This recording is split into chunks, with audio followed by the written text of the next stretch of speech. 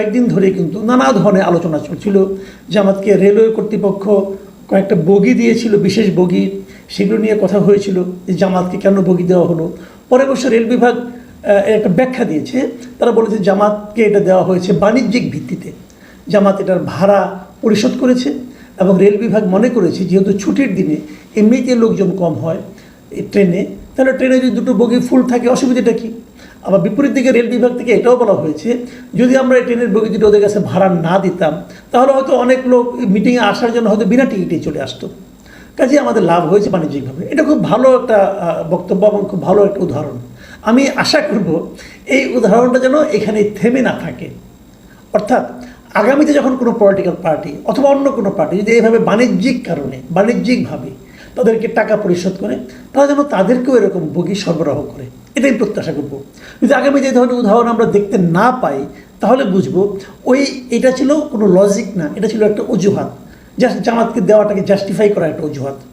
কী হবে আমরা খুব শীঘ্রই দেখতে পারবো। আমার ধারণা খুব শীঘ্রই ঢাকা শহরে আরও জনসভা হবে এবং সেই জনসভা যেগুলো হবে, যে পলিটিক্যাল পার্টিগুলো করবে, তাদের প্রতি অনুরোধ আপনারা রেল বিভাগের কাছে চাইবেন, দেখেন বগি পান কিনা, তারপরে এটা নিয়ে আমরা আলোচনা করব। কিন্তু সেটা ইম্পর্টেন্ট না, ইম্পর্টেন্ট হলো জামাতের মিটিংটা। জামাতের মিটিংটা আসলে আমাদেরকে কি বুঝালো, রাজনীতির কি দিক নির্দেশনা আমরা জামাতের এই মিটিং থেকে পেলাম। জামাতের এই মিটিংয়ে মোটামুটি ভালো লোক হয়েছিল, সারা দেশ থেকে লোক এসেছিলো, আমার দেখার মধ্যে ভালোই লোক হয়েছিল। কিন্তু এবারে হয়েছে কি, ড্রোন থেকে ছবি তোলা হয়েছে, তো ড্রোন থেকে ছবি তোলার কারণে আমি দেখেছি অনেক জায়গায় কিন্তু ফাঁকা ছিল। এর কারণটা হলো কি, যখন ড্রোন থেকে কেউ ছবি তোলে, উপরে থেকে যখন ছবি তোলে তখন পুরো জিনিসটা বোঝা যায়, কিন্তু যখন আবার পত্রিকার লোকেরা ছবি তুলে তখন তারা একটা অ্যাঙ্গেল থেকে তুলে, তখন মনে হয় কিন্তু লোকের লোকারণ্য। যা হোক, তারপরেও লোক হয়েছিল প্রচুর, কোনো সন্দেহ নেই। সোহরাওয়ার্দী উদ্যানে যে লোকগুলি হয়েছিল, আমার কাছে মনে হয়েছে একটা বড় জনসভায় জামাত আয়োজন করতে পেরেছি। এই অনুষ্ঠানে বিএনপির কেউ যায়নি। সাধারণত এই ধরনের অনুষ্ঠানে আমরা এর আগে দেখেছি বিভিন্ন দলের প্রতিনিধিরা আসেন বড় অনুষ্ঠানে, বিএনপি কেন যায়নি? কিন্তু সেখানে এনসিপির সার্জিস আলম গিয়েছিলেন, সেখানে গণ অধিকার পরিষদের নূর গিয়েছিলেন, এনসিপি নূর এরা গেলেন, কিন্তু বিএনপি কেন গেলেন না? অথচ জামাতের সঙ্গে বিএনপির তো দীর্ঘদিনের একটা প্রেমের সম্পর্ক ছিল। 2001 সালে আমরা দেখেছি তারা জোটবদ্ধভাবে নির্বাচনে অংশ নিয়েছেন এবং বিজয়ী হয়েছেন। তো সেই জামাতের মিটিংয়ে বিএনপির কেউ গেলেন না কেন? এটা কিন্তু একটা বড় প্রশ্ন ছিল। আসলে এই না যাওয়াটাই বোধহয় স্বাভাবিক ছিল। তবে বিএনপি একটা জবাব দিয়েছে, জবাব হলো আমাদের কিন্তু দাওয়াত করেনি, আমরা কেন যাব? জামাত কেন দাওয়াত করেনি আমি জানি না জামাতের ব্যাখ্যা, তবে এতটুকু বুঝি যে একটা বেসিক বিষয়, সামনে যখন ইলেকশন হবে সেই ইলেকশনে বিএনপি এবং জামাত তো পরস্পরের প্রতিদ্বন্দ্বী হবে। দেখুন, যখন জোট হয়, বিশেষ করে ভোটের রাজনীতিতে যখন জোট হয়, সাধারণত 1 নম্বর দল আর 2 নম্বর দল মিলে কিন্তু জোট কখনো হয় না, এটাই নিয়ম। 1-এর সঙ্গে 3-এর হয়, 3-এর সঙ্গে অথবা 2-এর সঙ্গে 3-এর হয়, অথবা 3-এর সঙ্গে 2-এর সঙ্গে 4-এর হয়, এরকম হয়। কিন্তু প্রধান 2 প্রতিদ্বন্দ্বী একসঙ্গে মিলে জোট করবে, তাহলে দ্বিতীয় দলটা কি? কাজে এটা না হওয়াটাই কিন্তু লজিক্যালি স্বাভাবিক। তারপরেও সামনে নির্বাচন হবে, নির্বাচনকে কেন্দ্র করে কিন্তু নানা রকম ইকুয়েশন এর মধ্যে চলছে, রাজনৈতিক বিরোধ আছে, পিআর পদ্ধতি নিয়ে একটা বড় বিরোধ আছে। এই সংস্কার যে আলোচনাগুলো হচ্ছে সেখানে পিআর পদ্ধতিতে উচ্চকক্ষ গঠন হবে কি হবে না, এটা নিয়ে জামাত এবং বিএনপির মধ্যে একটা বড় ধরনের বিরোধ আছে। এখানে জামাত পিআর পদ্ধতি চায়, জামাতের সঙ্গে সঙ্গে ইসলামী আন্দোলন চায়, তার সঙ্গে এনসিপি চায়। তো এগুলো কি আলটিমেটলি একটা ভবিষ্যৎ নির্বাচনী জোটের ইঙ্গিত বহন করে কিনা আমরা এখনও কিন্তু ক্লিয়ার না, তবে এরকম কিছু একটা হতে পারে বলে অনেকে মনে করেন। এগুলি সবগুলো পারিপার্শ্বিক বর্ণনা। মূল যে পয়েন্টটা মিটিংয়ে সেটা নিয়ে বলি। মূল পয়েন্টটা হলো এই মিটিংয়ে কথা বলতে যে জামাতে আমিরে জামাত ওনারা বলেন ডক্টর শফিকুর রহমান 2 বার দাঁড়িয়ে থেকে পড়ে গেছেন নিচে। উনি দাঁড়িয়ে কথা বলছিলেন, প্রথমে একবার পড়ে গেছেন, তারপর উঠেছেন, অনেকে ধরাধরি করে উঠিয়েছেন, উনি আবার বক্তৃতা শুরু করেছেন, উনি আবার পড়ে গেছেন। তৃতীয়বার আর ওঠার চেষ্টা করেন নাই, ওভাবে বসে থেকেই সামনের দিকে 2 পা ছড়িয়ে দিয়ে উনি ওখানে বসেই কথা বলেছেন। বক্তব্য সংক্ষিপ্ত ছিল, স্বাভাবিক, এরপরে বক্তব্য লম্বা দেওয়ার কোনো সুযোগ নেই। এখন প্রশ্ন হলো কি বলছিলেন উনি? অল্প বক্তব্য হলো, আমার কাছে ওনার বক্তব্যটা খুবই গুরুত্বপূর্ণ মনে হয়েছে। উনি কি বলছিলেন? প্রথমবার যখন উনি দাঁড়ালেন বক্তৃতাতে, উনি একটা কথা বললেন যে একটা লড়াই হয়েছে ফ্যাসিবাদের বিরুদ্ধে, আরেকটা লড়াই হবে দুর্নীতির বিরুদ্ধে। জামায়াত যে দুর্নীতিমুক্ত সমাজ গড়বে তার প্রথম প্রমাণ হচ্ছে এইটুকু বলে উনি বাক্যটা শেষ করতে পারে নাই, উনি পড়ে গেছেন। মানে জামাত যে আসলে একটা দুর্নীতিমুক্ত সমাজ গঠন করতে চায় তার প্রথম একটা প্রমাণ উনি দিতে চেয়েছিলেন, প্রমাণটা আমরা পাইনি, দেওয়ার আগে উনি পড়ে গিয়েছিলেন। আমি আশা করব জামাত ইসলামী বাংলাদেশ পরবর্তী সময়ে এই প্রমাণটা তারা লিখিতভাবে দিতে পারেন। আমরা জানতে চাই তাদের প্রথম প্রমাণটা কি, যেটা দেখে আমি উপলব্ধি করতে পারি যে জামাত অবশ্যই একটা দুর্নীতিমুক্ত সমাজ গড়বে। আবার যিনি যখন দ্বিতীয়বার উঠে কিন্তু আবার বললেন যে দুর্নীতিমুক্ত বাংলাদেশ আমরা সবাইকে নিয়ে গড়ব। আমরা কথা দিচ্ছি আল্লাহর মেহেরবানি ও জনগণের ভালোবাসা নিয়ে জামাত যদি সরকার গঠন করে, তাহলে এইটুকু বলে বাক্যটা শেষ করতে পারেন নাই, উনি আবার পড়ে গেছেন। এবং দ্বিতীয়বার পরপর ডাক্তাররা দেখলাম ছোটাছুটি করলেন, অনেকে দেখলাম ওনার ব্লাড প্রেশার চেক করছেন, অনেকে দেখলাম হাত থেকে আঙুল থেকে রক্ত নিলেন, নিয়ে হয়তো ডায়াবেটিস চেক করছেন, এরকম অনেক কিছু হতে থাকলো। তারপরে যখন বসে থাকলেন, বসে উনি আরও অনেক কথা বললেন। সেগুলোর মধ্যে মূল কথাটা কি? মূল কথাটা হলো জামাত যদি এমপি হতে পারে, সরকারে যেতে পারে, তাহলে উনি আগামী দিনে কোনো এমপি মন্ত্রীগুলো সরকারি প্লট গ্রহণ করবে না, কোনো এমপি মন্ত্রী কোনো ট্যাক্সবিহীন গাড়ি চড়বে না, কোনো এমপি ও মন্ত্রী তাদের নিজেরা টাকা চালাচালি করবে না। তারা যদি কোনো কাজের বরাদ্দ পায়, সেই কাজটা শেষ হওয়ার সঙ্গে সঙ্গে সেই কাজের বিস্তারিত প্রতিবেদন তারা জনগণের সামনে তুলে ধরবে। এবং উনি বললেন, চাঁদা আমরা নেব না, দুর্নীতি আমরা করব না, চাঁদা আমরা নিতে দেব না, দুর্নীতি সহ্য করব না। কথাগুলি আমার কাছে ভালো লেগেছে। আমি মনে করি এই মুহূর্তে দুর্নীতিটা হলো বাংলাদেশের অন্যতম বড় একটা সমস্যা। যারা এই সরকারে যায় তাদের প্রথম কাজ হলো আজান দিয়ে দুর্নীতি শুরু করেন। তো সেই দুর্নীতির হাত থেকে আমরা আসলে মুক্তি চাই। এই যে কথাগুলি জামাতের নেতারা বলেছেন, এই কথাগুলোকে এই ভঙ্গিতে বিএনপির কেউ বলবেন?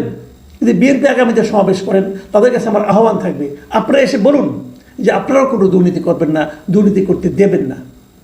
আর এখানে, কারণ এটা বিএনপির জন্য আমার মনে হয় কতটা সহজ হবে আমি জানি না, কারণ এরই মধ্যে ক্ষমতায় যাওয়ার আগেই দেশের প্রত্যন্ত অঞ্চলে কিন্তু আমরা দেখেছি যে বিএনপির লোকজন দুর্নীতিতে জড়িয়ে গেছে, তাদেরকে বিএনপি কন্ট্রোল করতে পারেনি। কিছুগুলো যেগুলো জেনেছে, যেগুলো মিডিয়ায় এসেছে, যেগুলো হইচই হয়েছে, তাদেরকে আপনারা বহিষ্কার করেছেন, কিন্তু যেগুলো মিডিয়ায় আসেনি তারা অবাধে চালিয়ে যাচ্ছে। এটা আপনাদের রাজনৈতিক একটা ব্যর্থতা, দলীয় একটা ব্যর্থতা। কেন পারেননি আপনারা জানেন, আর আপনাদের নেতৃত্বের ব্যর্থতা বলে আমি মনে করি। জামাত যেটা বলল তারা দুর্নীতি করবে না, তারা কি অলরেডি কোথাও দুর্নীতি শুরু করেনি? করেছে কিনা এই বিষয়টা নিয়ে আমি আমার দর্শকদের অনুরোধ করব, আপনারা যদি কোথাও পেয়ে থাকেন যে জামাতের লোকজন দুর্নীতি করছে, প্লিজ আমাদেরকে জানান, সেগুলো নিয়ে আমরা আলাপ করবো, জামাতের নেতৃবৃন্দকে জানাবো। আপনারা যে দুর্নীতিমুক্ত দেশ গড়তে চান, আপনাদের লোকজন তো অলরেডি শুরু করে দিয়েছে। জামাতের এই মিটিংয়ের পাশাপাশি চকরিয়া একটা ঘটনা ঘটছে, কক্সবাজারে এনসিপি মিটিং করতে গিয়েছিল দুদিন আগে। আপনারা জানেন এই এনসিপি গোপালগঞ্জে যে কি একটা ঝামেলা পাকিয়েছিল, ওনারা পাকিয়েছেন অথবা ওনাদের কেন্দ্র করে অন্য কেউ পাকিয়েছে, যাই হোক করেছে। আমি নিজে সেখানে বলেছিলাম এর পেছনে মূল কারণ হলো উস্কানিমূলক বক্তব্য। কেন দেবেন আপনি? রাজনীতির কথা বলেন, ব্যক্তিকে ধরে ব্যক্তির চরিত্র হনন করে বক্তব্য দেওয়াটা কোনো সুস্থতার প্রয়োজন বলে আমি মনে করি না। আপনাকে বাইরে থেকে যে বলতে হবে কেন যে এই লোকটা খারাপ? এটা তো ওইখানকার লোক জানে। ঠিক সেই একই কাজ এবার তারা করেছেন কক্সবাজারে যে এই এনসিপির মুখ্য সমন্বয়ক নাসিরউদ্দিন পাটোয়ারি, তিনি কি বলেছেন আমি ওনার কথা হুবহু পড়ে শোনাই আপনাদেরকে। তিনি বলেছেন, আগে নারায়ণগঞ্জে বিখ্যাত গডফাদার শামীম ওসমান ছিল, এখন শুনছি কক্সবাজারের নব্য গডফাদার শিলং থেকে এসেছে, ঘের দখল করেছে, মানুষের জায়গা জমি দখল করছে, চাঁদাবাজি দখল করছে, আবার নাকি সে সংস্কারও বুঝে না। নাম না বললাম, কক্সবাজারের জনতা এ ধরনের সংস্কার বিরোধী যে পিয়ার বোঝে না, রাজপথে তাদেরকে দেখিয়ে দেবে ইনশাল্লাহ। এটা নাম বলার দরকার নেই ভাই, এটা সবাই জানে আপনি কার কথা বলেছেন। এটা যে সালাউদ্দিন আহমেদের কথা বলেছেন এটা সবাই জানে, কারণ সালাউদ্দিন আহমেদ দীর্ঘদিন এই সব গুম হওয়ার সময় আওয়ামী লীগ আমলে উনি শিলংয়ে অবস্থান করছিলেন, শিলং থেকে আসতে পারছিলেন বলে বলা হচ্ছিল। যাই হোক, এর ফলটা কী হলো? এর ফলটা হলো চকরিয়ায় তাদের যে সভাটা হওয়ার কথা ছিল, সেই সভা মঞ্চ বিএনপির বিক্ষুব্ধ লোকজন যে ভেঙে দিয়েছে। ভাই, আপনি এভাবে যদি কোনো ব্যক্তিকে আক্রমণ করেন, এটা মানুষ ভালোভাবে নেয় না। যদি সালাউদ্দিন আহমেদ চাঁদাবাজ হয়ে থাকেন, যদি সালাউদ্দিন আহমেদ ঘের দখল করে থাকেন, যদি সালাউদ্দিন আহমেদ গডফাদার হয়ে থাকেন, সে তো তাকে নাম বলার দরকার নেই, ওখানকার লোকজনই সব জানে। আপনি ওভাবে বলেন আপনার গডফাদারের বিরুদ্ধে রাজনীতি করছেন, এটা বললেই তো হয়ে যায়।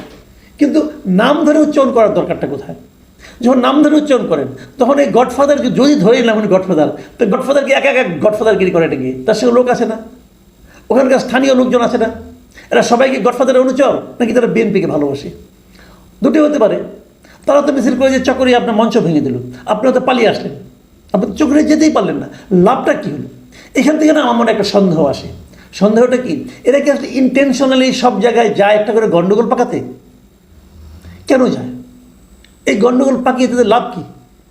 একবার আওয়ামী লীগের বিরুদ্ধে বলে, একবার আওয়ামী লীগের নেতার বিরুদ্ধে বলে, একবার বিএনপির বিরুদ্ধে বলে, বিএনপি নেতার বিরুদ্ধে বলে, এবং মাঝখানে এই নাসিরুদ্দিন পাটোয়ারি একবার বলেছিলেন যে উনি হিসাব করে দেখেছেন যে বিএনপি নাকি 50 থেকে 100টা আসন পাবে, আর ওনারা নাকি 200-র উপরে পাবে।